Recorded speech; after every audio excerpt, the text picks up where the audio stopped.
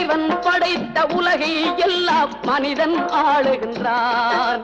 மனிதன் படித்த சிலையில் எல்லாம் இறைவன் வாழுகின்றான். இறைவன் வாழுகின்றான்.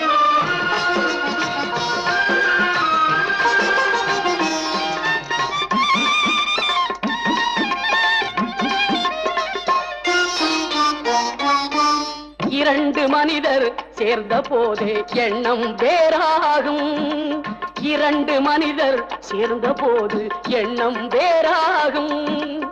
எத்தனை கோவில் இருந்த போதும் இறைவன் ஒன்றாகும்.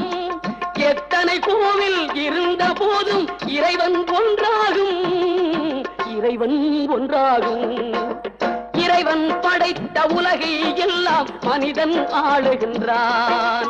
மனிதன் படித்த சிலையில் எல்லாம் இறைவன் வாழுகின்றான்.